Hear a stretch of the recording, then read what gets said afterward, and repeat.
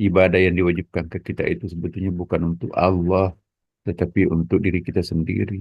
Kalau kita taat kepada Allah, kembalinya kepada kita sendiri manfaatnya. Kalau kita maksiat dosa terhadap Allah, bukan melukai Allah, tetapi melukai diri sendiri.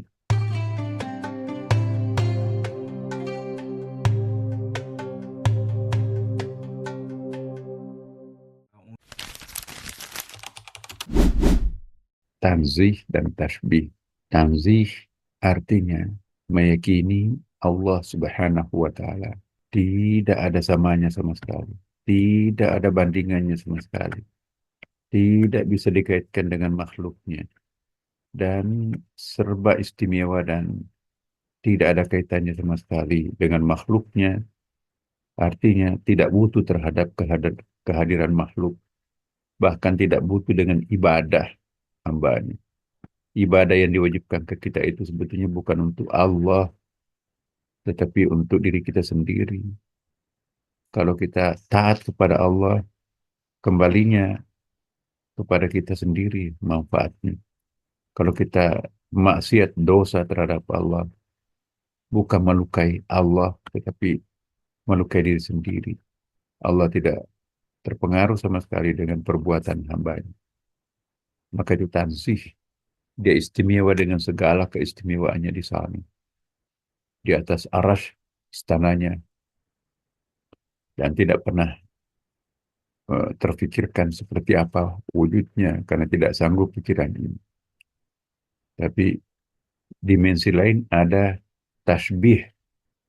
Tasbihnya itu ialah dimensi keserupaan antara hamba dengan makhluknya.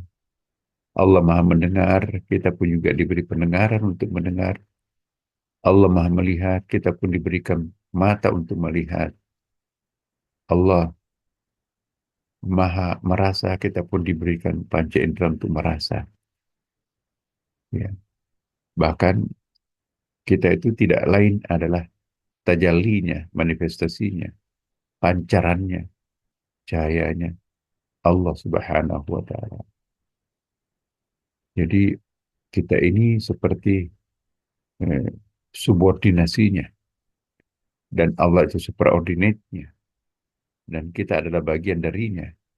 Sehingga bagaimana mungkin kita bisa berpisah dan tidak ada kaitannya dengannya. Jadi dua keyakinan ini eh, ada pada diri Allah.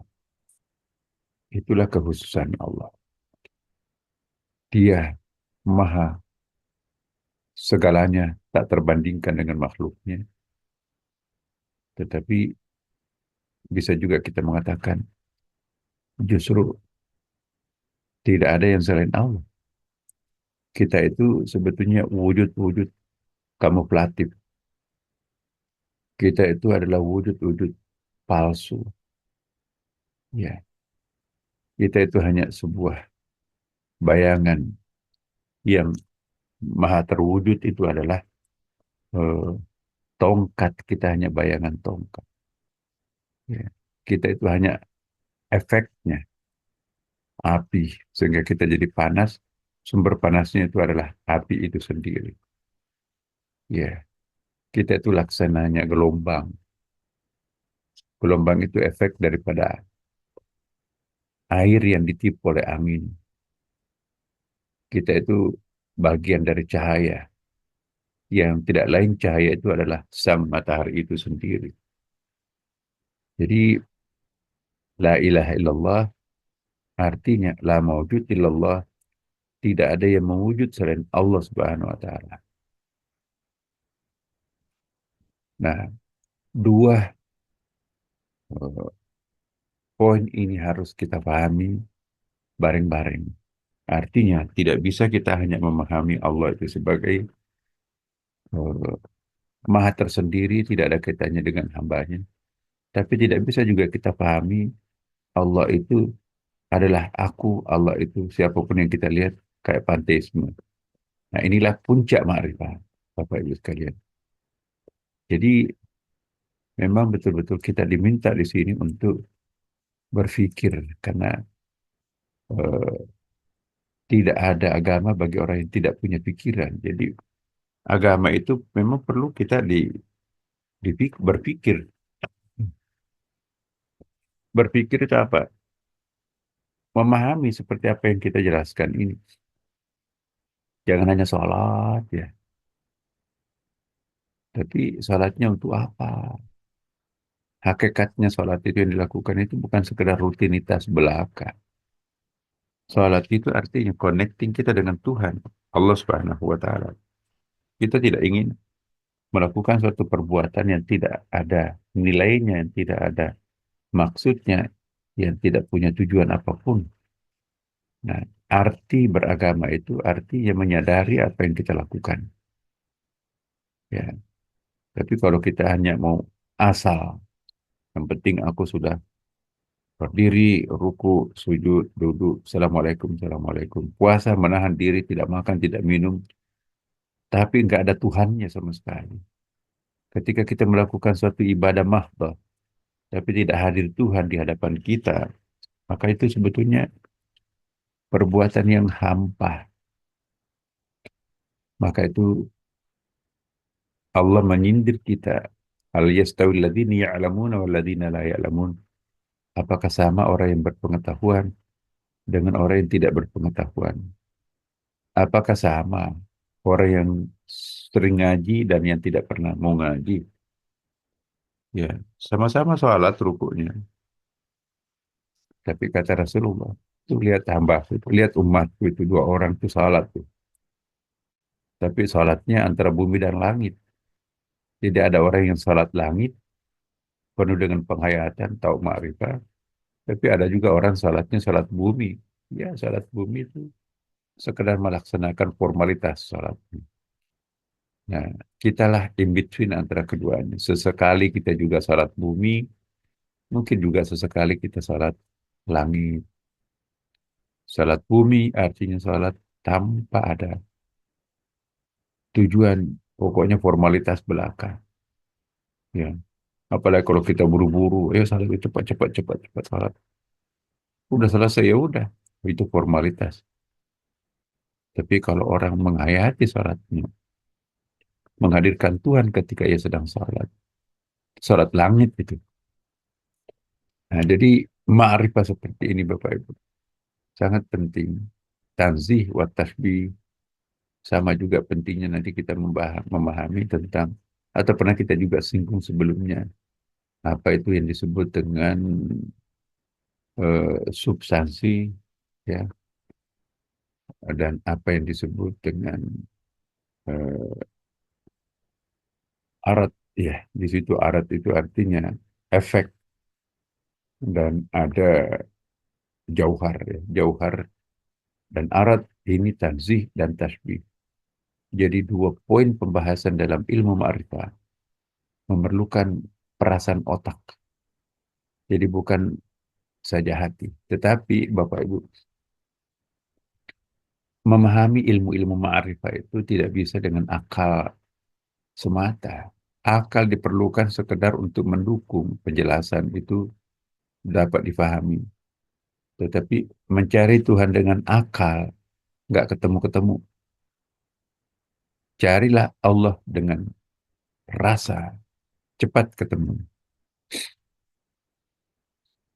Jadi memahami ma'rifah itu bukan menggunakan akal nomor satu, tapi menggunakan perasaan. Percuma kita belajar tasawuf kalau tidak menghadirkan hati di situ.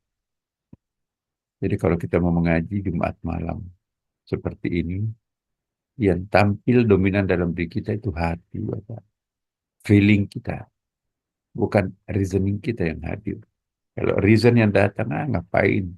Istilah-istilah tanzih, tasbih, ngapain itu? Orang bisa beragama tanpa repot-repot. Udah selesai sholatnya, udah selesai kok. Puasa ya puasa, itu syariat. Jadi jangan berlindung di bawah syariah, lantas meninggalkan isi. Hakikat substansi itu adalah ma'rifah itu sendiri. Lakukanlah sesuatu dengan full meaning. Kita melakukan dengan tujuan.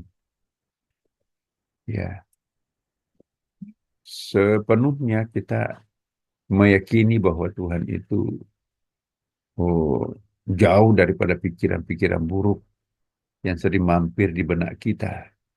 Ada nggak sih kebangkitan sesudah mati? Orang sudah jadi tulang belulang, kok masa mau hidup lagi? Masa seorang bisa hidup sesudah mati?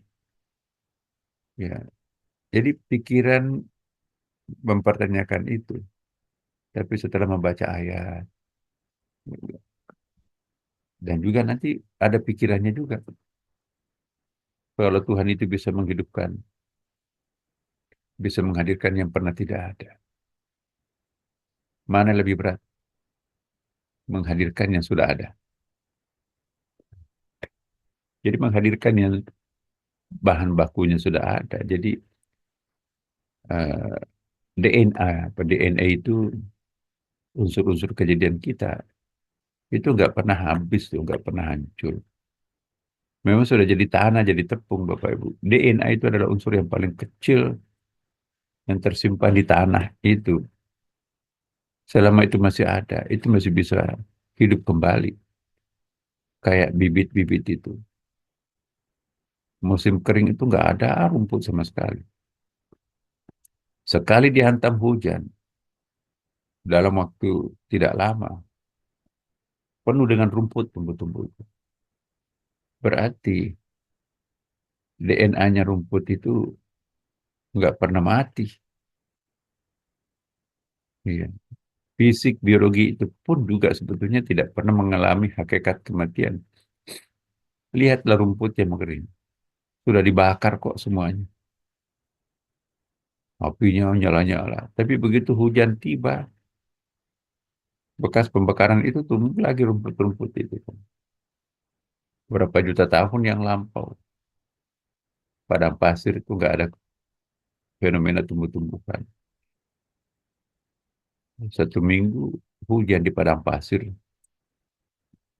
Sebulan berikutnya, padang pasirnya bukan lagi coklat, tapi berubah menjadi hijau. Dari mana itu tumbuh-tumbuhan itu? Berarti yang sudah mati jutaan tahun itu pun bisa kembali tumbuh menjadi rumput di padang pasir. Pernah itu di Mekah, Bapak Ibu. Antara Mekah dan Jeddah itu. Pasca banjir, pernah kan dulu banjir itu. Jeddah sampai mobil pun juga hanyut itu.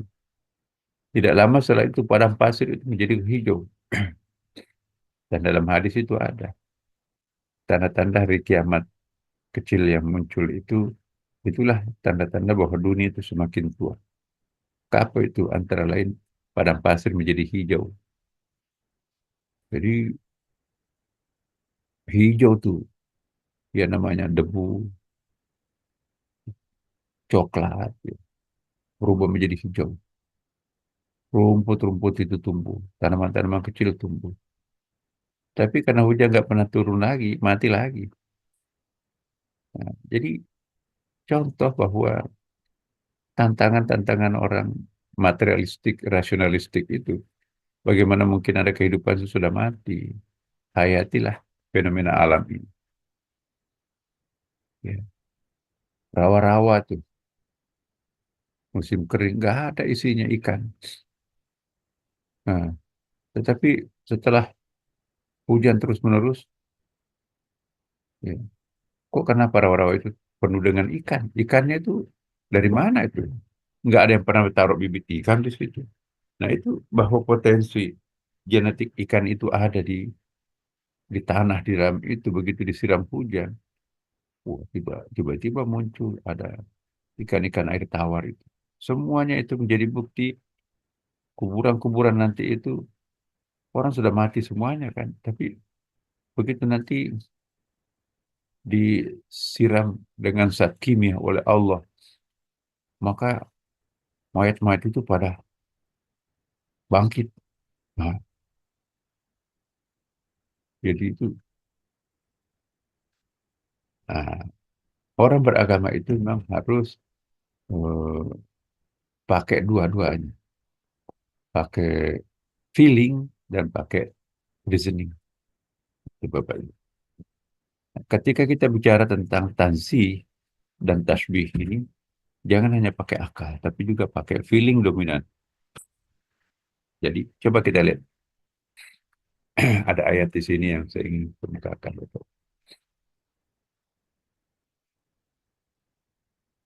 Nah ini dulu pernyataan Ibnu Arabi. Tidak seorang pun menegaskan keesaan zat yang maha kuasa, yang maha esa. Artinya tidak bisa kita menganggap bahwa Tuhan itu maha esa. Pokoknya maha sendiri, di situ nggak ada duanya lah begitu. Nah ini aliran eh, apa, aliran tanzihnya. Jadi ada namanya nanti kita pembahasannya. Ada tanzih mutlak, ada tanzih gair mutlak. Belajar tentang tanzih ini, tanzih tasbih itu satu semester Bapak Ibu, bukan hanya sejam seperti ini. Tapi nggak apa-apa, permukaannya kita sampaikan. Sebaliknya semua orang, ya begini, tidak seorang pun menegaskan keesaan zat Allah, bahwa Allah itu maha sendiri, nggak ada siapa-siapa. Sebab semua orang yang menegaskan keesaannya sesungguhnya mengingkarinya. Bagaimana mungkin makhluk ada tanpa ada sang Khalik? Ya, jadi nggak mungkin. Alam ini siapa sih sebetulnya? Nah, kalau kita mengatakan alam ini lain dengan Allah sang penciptanya, berarti menganut dualitas, the duality of God. Berarti kita ini siapa? Allah Subhanahu wa taala itu seolah-olah ada di langit sendirian di situ dan kita ini di bumi, makhluknya yang banyak, ramai ini. Tapi poin berikutnya, tauhid orang-orang yang melukiskannya hanyalah pinjaman, tak diterima oleh Zat Maha Esa. Melukiskan Allah itu hanya sendirian, nggak bisa. Tauhid atas dirinya adalah tauhidnya. Orang yang melukiskannya sungguh telah sesat. Nah, seperti tadi yang saya katakan. Alam ini adalah disebut sebagai alam fana. Alam, orang Hindu mengatakan dunia ini eh, maya. Apa yang dimaksud maya? Maya itu antara ada dan tiada. Mau disebut ada,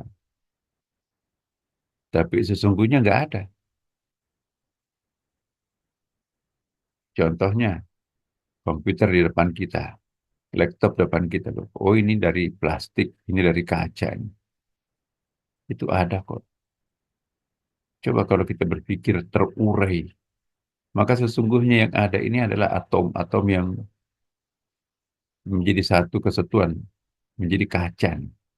Kaca komputer atau kaca handphone. Ya, itu kalau dipecahin, oh ternyata ini kumpulan partikel atom.